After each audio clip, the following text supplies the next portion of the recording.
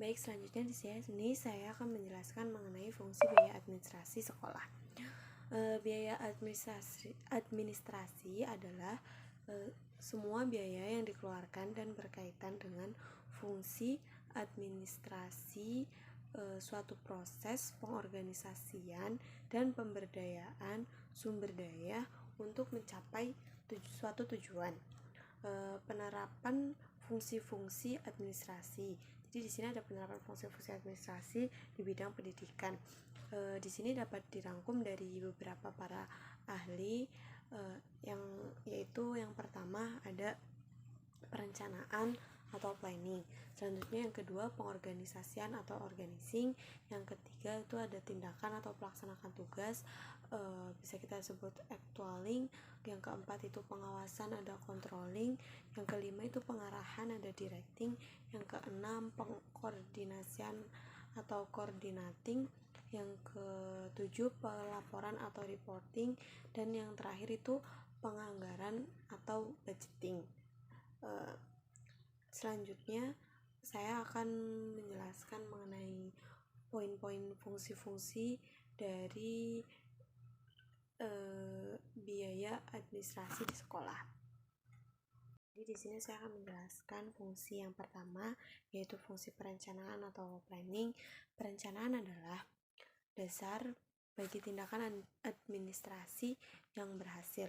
Perencanaan proses yang dilakukan oleh seorang pemimpin atau manajer dalam memikirkan suatu secara tuntas yang hendak dicapainya dan bagaimana dia mencapainya. Perencanaan berkaitan dengan konsep di masa depan dan masalah-masalah yang ada, membutuhkan imajinasi dan pilihan. Pemikiran disengaja dengan melihat masa lampau dan dicapai melalui rancangan perencanaan mewakili sebuah upaya yang paling menarik dan menantang.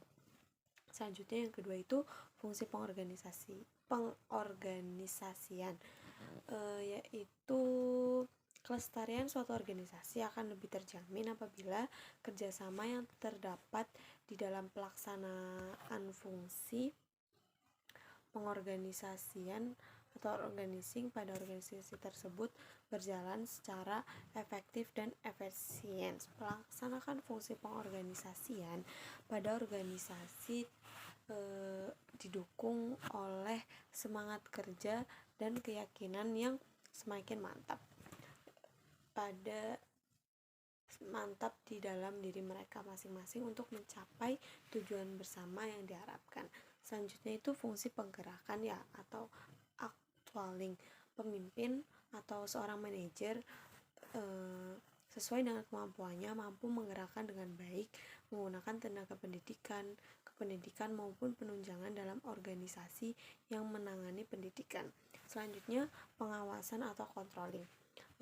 Pengawasan menuntut kepada para manajer atau pemimpin untuk menggunakan wewenang mereka dalam rangka menjamin bahwa tindakan pekerja sesuai dengan tujuan dan aturan organisasi atau otoritas yang telah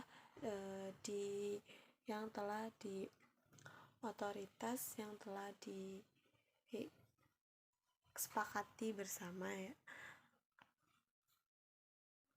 Dan untuk para manajer menggunakan kekuasaan atau controlling terhadap bawahannya, yaitu berguna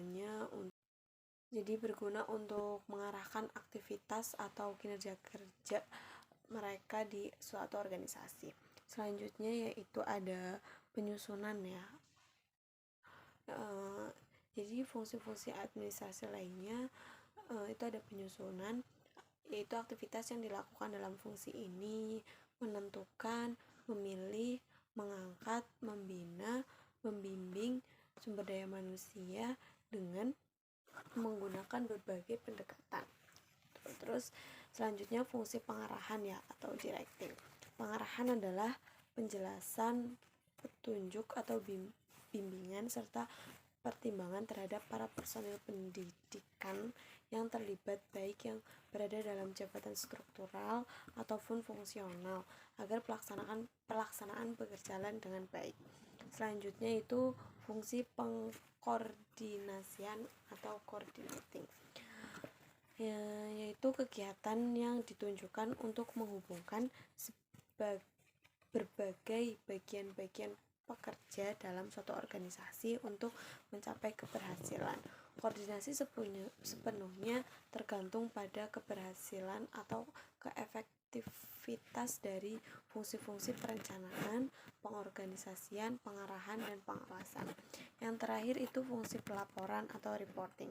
Segala kegiatan organisasi pendidikan mulai dari perencanaan hingga pengawasan itu dapat disimpulkan atau dengan cara proses reporting ini.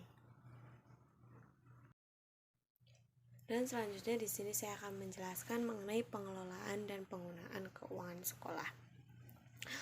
Pengelolaan keuangan lembaga sekolah tidak bisa lepas dari yang disebut dengan manajemen. Dalam upaya peningkatan mutu pendidikan, ini sangat bergantung kepada manajemen yang digunakan dalam suatu lembaga pendidikan yang bersangkutan. Manajemen tersebut akan efektif dan efisien apabila didukung oleh sumber daya manusia yang profesional untuk mengoperasikan lembaga pendidikan melalui kegiatan manajemen keuangan. Melalui kegiatan manajemen keuangannya, maka kebutuhan atau pendanaan kegiatan sekolah dapat direncanakan dengan baik, dengan diupayakan dengan baik. Selanjutnya dibutuhkan juga secara transparan dan digunakan untuk membiayai pelaksanaan program sekolah secara efektif dan efisien. Jadi salah satu substansi manajemen lembaga pendidikan atau yang ada di sekolah itu adalah manajemen keuangan.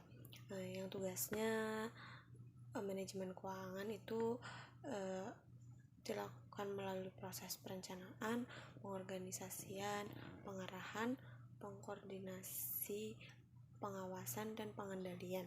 Beberapa kegiatan manajemen keuangan yaitu memperoleh dan menetapkan sumber-sumber pendanaan, pemanfaatan dana, pelaporan, pemeriksaan, dan pertanggungjawaban.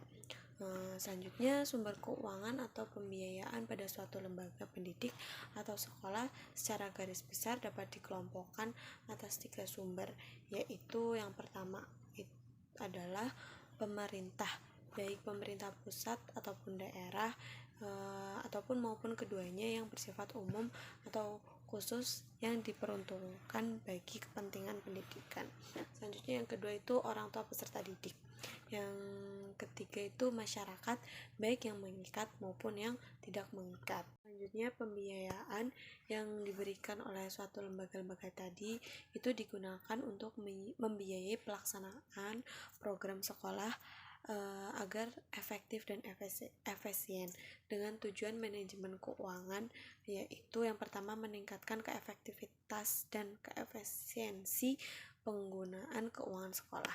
Yang kedua, meningkatkan akuntabilitas dan transparansi keuangan yang ada di sekolah. Selanjutnya yang ketiga, meminimalkan penyalahgunaan, meminimalisasikan penyalahgunaan anggaran sekolah.